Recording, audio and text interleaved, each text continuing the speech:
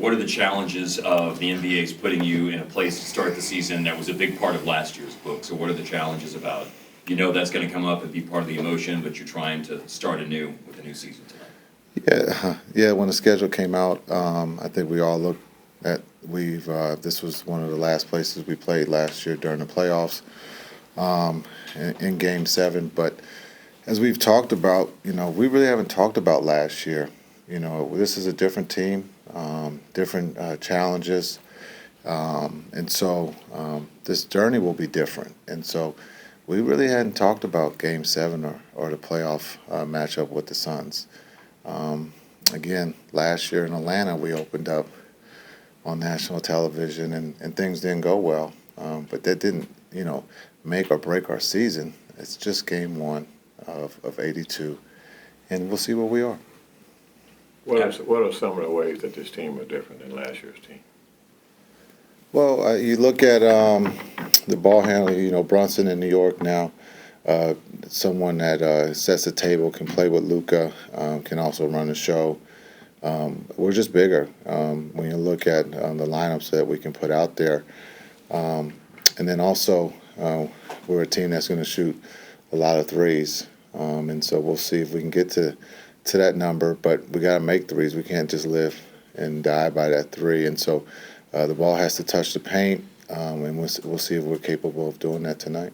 Players and fans talk about the excitement of the first game. What's it like for a coach? Is there excitement? Is there other feelings built in there? Just another game. It's just not preseason now, and it's 1 of 82. We'll see, who does well in what situations. We'll see, we'll put guys in different situations and see how they handle it, and go from there. This is about answering the questions, as a dress rehearsal for if you are lucky enough to make it to the playoffs. So, I think fantasy basketball people are excited. So we'll see what happens, but it should be fun. Again, this is a different group, and we have to get to know each other. We just can't pick up where we left off. It's impossible. Maybe not for the Warriors, but for us, we have to, go through it, and we're excited about this opportunity. As you've said, it does, take time before you get the feel for this team. How do you not overreact then in the opening games to whatever you're seeing, good and bad? I probably don't read too much of the media stuff, if not any. That's probably smart. So, but no, it's there's no reason to overreact. It's one game. If we overreacted last year, we would have thought that we would never be, even make it to the playoffs, right? And so things change, and I think again, when we look at our team, we're still young. Luka's 23. He's up for MVP. I think he's going to be, not just the start of the chatter of MVP, but he'll be there at the end, and that's growth. And so, but we're excited about this opportunity, and there's no better place to start against a team that had the best record last year. They're well coached, and they're going to be hungry, and so this is a good test for us. Jason, what are the factors that you'll consider when you're looking at who's closing games at the 4 and 5? Who can play defense? I'm joking. That's a good answer. Thank you. A lot of truth told in jest. That's right. That's true.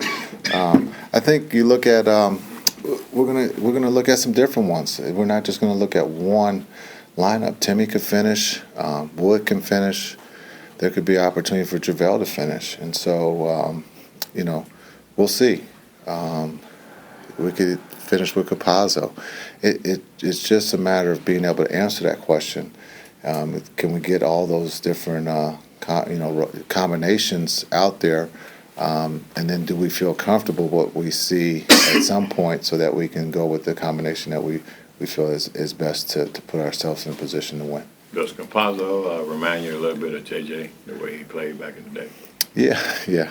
Not because of height, but I love his spirit. I think we all love his spirit and what he's done here in the short amount of time, and we're excited to have him part of the family.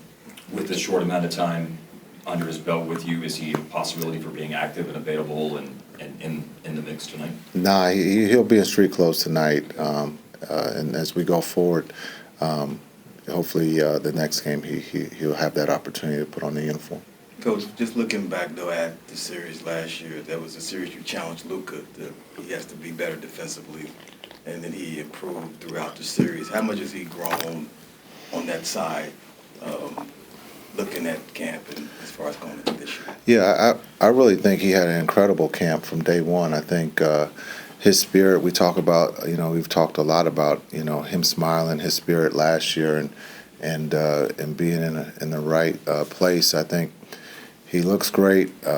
He's playing, I think, at a high level, having the opportunity to play this summer to represent his country. And then I think, we're like the United Nations, we had a lot of guys participate.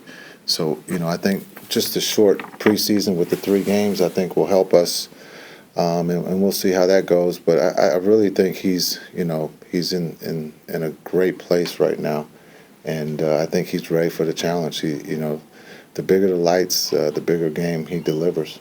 To go off of that with Luka, you mentioned team being different. How is Luka different after these last 4 or 5 months since you all were here? Like whether it's on the court or whether it's just in his demeanor or in his personal approach. Yeah, I think his voice. I think we're starting to hear more of his voice, which we didn't hear early on. Being new, everyone trying to figure each other out. But now we're starting to hear his voice more, which is always healthy. And he has an opinion, but I think it's also he's trying to help his teammates, and I think when your best player and your leader is doing that, I think there's good things that will happen for you, and so I think that's one of the biggest things that stands out is his voice. And it was a short preseason, but anything you learned about Christian Wood you didn't know before? Yeah, C. Wood is doing everything that we've asked him to do. And we've asked him to do a lot on the defensive end. And sometimes it takes time, especially, when you're in the league and you've played on other teams that might not as, focus so much on defense. But, we understand his capabilities of scoring, but we want to make sure that he has every opportunity to get the schemes down defensively. And if he can do that the way he has in practice, I think he has a big part of us having success. Well, I think the biggest thing is we got them, we were in the bonus early. They're in the third. And we talked about at halftime that we knew they were going to come, Book was coming.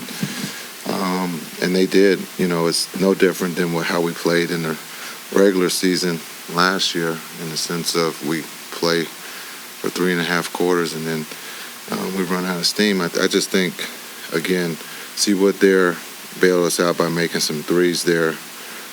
Our switch attack offense wasn't up to par, we'll watch it and see what we can get better. But again, they make a tough shot, tough 2, and we're fine with that. And then L has the ball coming down the stretch.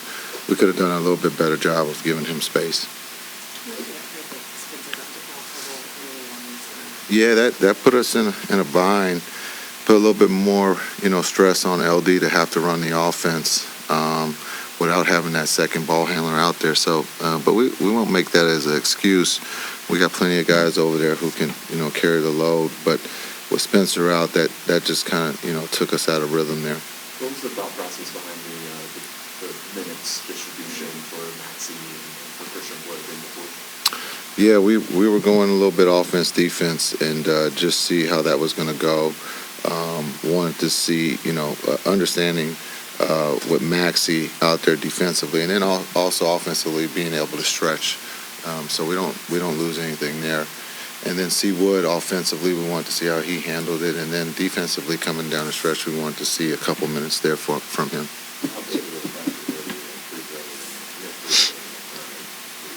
Yeah, we talked about that after the last preseason game. If you're going to get there 30-plus times, you can't shoot 21, make 21, shoot 61%. That you can't win. You can't be an elite team in this league if you're gonna not make free throws. And we did a great job of attempts, but you gotta be able to put them in. And Luka goes 13 for 13, but we had some guys that struggled a little bit that normally have made them. So it's a good sign that we're getting to the line, and we're gonna have to continue to do that.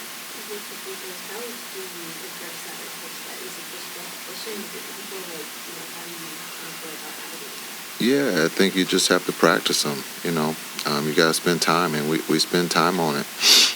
It's just a matter of being able to take it to the floor, and we'll continue to do that, and the guys will make them as we go here. You did a close game, a playoff atmosphere in the very first game. How do you feel like your guys can work kind of that frenzy and craziness at the end? Yeah, I thought the guys did an incredible job. Again, I thought they executed defensively. A star player did not shoot the ball. Book didn't shoot it, so we did our part there. Lee makes a tough two, and we still had plenty of time to go for the win. But we can do a little bit better with our spacing down the stretch. On the last shot from Luka, you said you could have got a move most of it. Like, what would you want to see from that execution, or how should it or could it have gone? Well, I think we could have got, once we got the player we wanted, we needed to give him more room. That's all.